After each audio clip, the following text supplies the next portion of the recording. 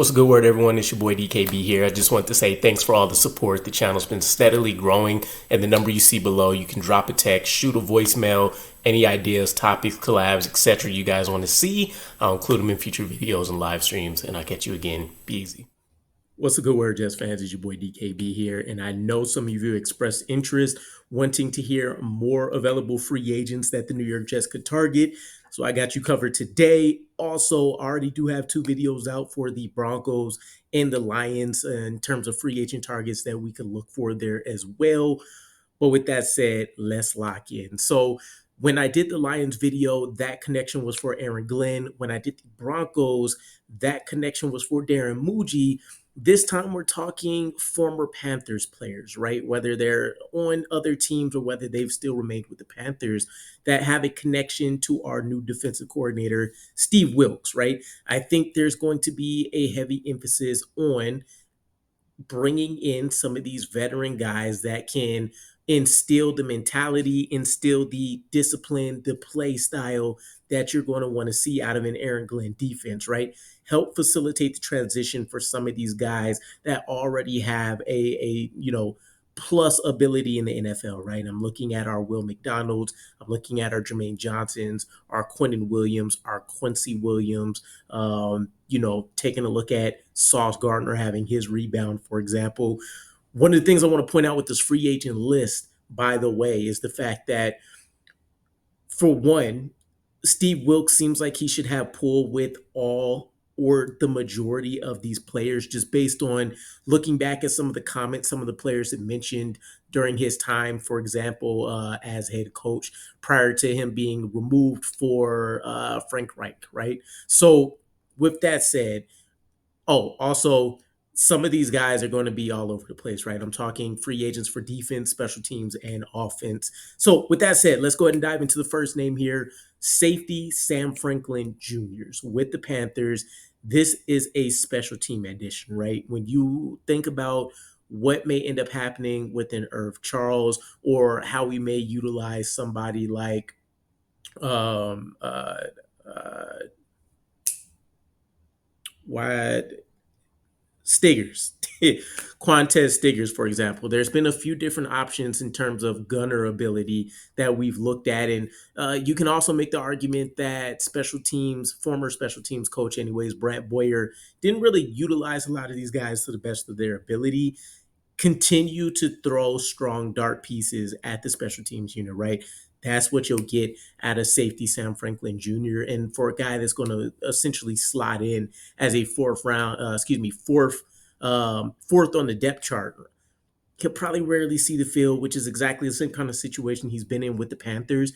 But every coach that I've seen that has had some kind of commentary on Sam Franklin has been in love with the level of energy he exhibits, the mentality that he demonstrates, and obviously his ability to go out there and perform on coverage units, etc., stands out. So this would be a guy that I think would be a solid addition to help kick things off for Chris Banjo here as he takes over our special teams duties. And maybe we can get a little bit more out of him, right? You're talking about having a defensive coaching staff that should have a little bit more of a premium on secondary experience as opposed to what we've seen with the front seven under Robert Saleh. So we'll see how that pans out, right? Next up, cornerback Dante Jackson. This could be our DJ Reed replacement type person, right? And it's going to be hard to get the same level of play that we saw with a DJ Reed, but this is a guy that the drop off shouldn't be, just ridiculous. Again, another major supporter of Steve Wilks. He was traded to the Steelers just prior to the expectation that he was going to get cut or released by the Panthers, a former second round pick. One of the things as we look at this free agent list is there's going to be a number of guys that have former high ranking status, right? First, second round caliber guys. We've seen a bunch of these reclamation type projects under Robert Saleh. I would really hope that trend continues under Aaron Glenn, right? Look under all the stones, of course, but there's a reason why you go on day one on day two because you have something slightly different to you than what you can get out of just any other player, right? So generally probably coming from the athleticism standpoint, and that definitely rings true with Dante Jackson, where when you look at him and his ability to, make those long plays down the field, he can stay in phase with most of the burners in the league, right? Your Xavier Worthies, and you're the ilk of that kind. You're still going to have your struggles with it, but he's a guy that won't lack the play speed to be able to go out there and recover. Or if he's playing disciplined football, assuming he comes to the New York Jets, this is a guy that should be able to make plenty more plays. So he hasn't really lived up necessarily to his billing as a second round pick, but it feels like you're just there, right? You're just a small developmental piece away, a little bit of consistency from Dante Jackson really being an underrated, supreme, secondary defender in the NFL. So I would be looking forward to seeing a guy like Dante Jackson come over for us, but we'll have to see how that pans out. And also, not to mention, this would be a potentially underrated and solid addition in terms of how the money looks, probably getting him on a similar, 3-year type contract, something like that. So we'll see how that plays out. Next, we have another safety, Xavier Woods, also of the Panthers. Now, he's interesting to me because inconsistency is definitely up there, right? There's some struggles in in run discipline. There's coverage gap, eye discipline issues, but it's inconsistency. This is a guy that can definitely make plays. He can contribute to your defense. You just can't rely on him from a series to series, right? And so if you can clean that up a little bit, then you're talking about getting a very valuable investment here. For example, he's coming off of 119 tackles, 3 interceptions, 6 pass deflections. If you put that number and just blindly assigned it to any player out there, you would think that he's one of the better safeties in the league. So this is a guy that still feels like he also has some untapped potential, but I think he also suffered from a lack of coaching, right? One of the issues that may come up with a lot of these Panther players that we may look to target is when Ejiro Evero took over for them as DC, he just didn't really seem to have a strong game plan to make the most of the talent that he had available to him. It was very much so trying to force, a round object through a square hole, if you will. And so a lot of players like Xavier Woods and some of the others that we'll mention here struggled under his tutelage and guidance. They also ended up firing their DB coach, if I recall. So obviously the level play was so unacceptable that a few people will probably have to answer to this. But considering he's on a defense that allowed the most points in the NFL and the most passing touchdowns, this could be a low value, high reward type signing for us. Now, I would probably say one of the more intriguing names here is linebacker Shaq Thompson, and that's just off of name value alone, right? You look at his former ability, a former first round pick player, a tackling and coverage prodigy. I would say at one time when he was in his prime in the NFL, it was very hard to find an off ball linebacker that was performing better than him in all aspects, right? Being able to get after the quarterback, being able to stop the run, being able to lock down his assignments in coverage, instinctual, fast, aggressive, everything you would love to see. And all of those reasons that I'm listing are the exact reason you may want to take a flyer on Shaq Thompson, another major supporter and potentially the biggest supporter of Steve Wilks when he was in the building, and a veteran leader for the new scheme, the new mentality that Steve Wilks will want to employ. One of the things that we really can't forget in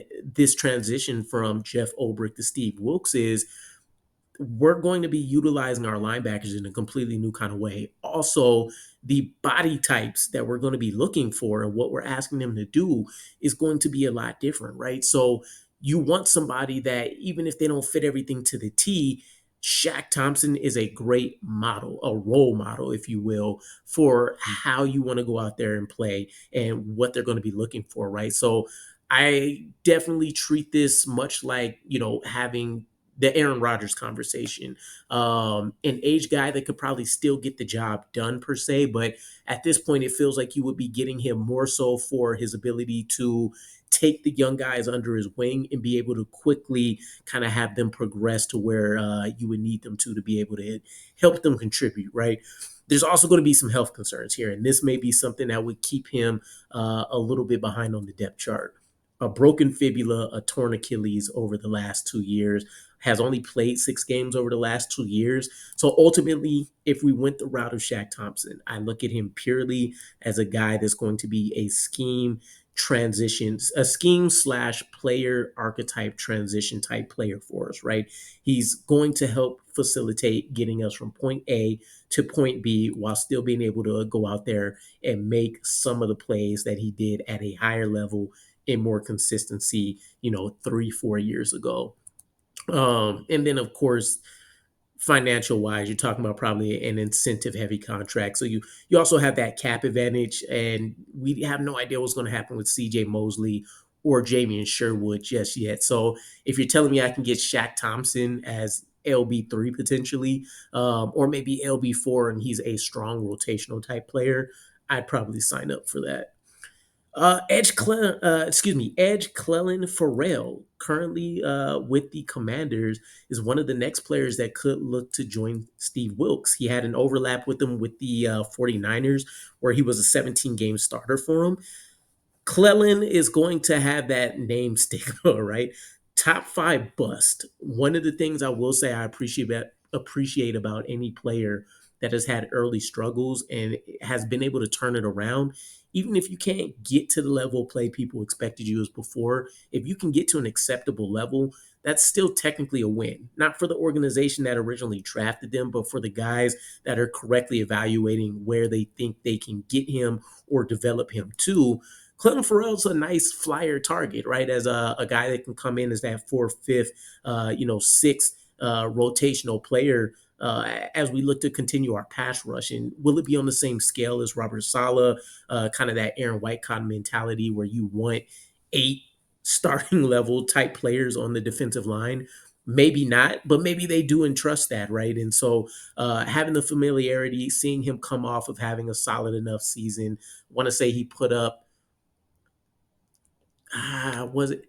I want to say 32 pressures, but I feel like the number was closer to 16, 17, and 3.5 sacks with the Commanders. This is a guy that you could do a lot worse than. And then finally on offense, tight end Tommy Trimble. This was a guy that I wanted us to take, I think, a day 3 flyer on, back, was he 2021 class maybe, 2020, 2021. He's been a 4-year depth player with the Panthers, and he's put up respectable numbers. I just don't think it's going to be enough to get him a secondary contract with the Panthers. But considering all of the dysfunction there as well, I think this is a guy that maybe has outperformed relative to where he was drafted, right? 85 catches, 782 yards, 9 touchdowns over his career so far. He just doesn't really excel at anything. But I think if you look at kind of the dichotomy between Jeremy Ruckert and a guy like Tommy Trimble, if you consider him a tight end 2 level prospect, you're talking about getting a better receiving option for maybe a step back in blocking, right? And for what it's worth, whether you think we're going to be either more efficient or putting a heavier emphasis on boosting those rushing totals, maybe you want to opt for a Jeremy Ruckert instead, or he gets bumped down to tight end 3. But there's definitely a place for Tommy Trimble here when it comes to just having more options on the field to try to get the ball out to. And I'll never forget his athleticism more than anything, and just kind of the build, right? He's kind of just built like a Geodude in my mind when I looked at him at the combine.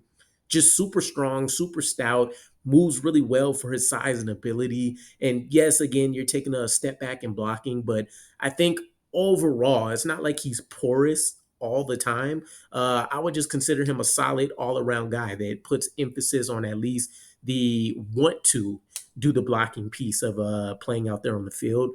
He just seems like he offers a better overall package than somebody like Jeremy Ruckert to me. So With that said, those are the 7 free agent options that I think Steve Wilks could look to draw in and see what the New York Jets thought process is on it as they evaluate the roster and go through formulating their free agency plan, where I think it just fits the mold perfectly. You need to find value options, right?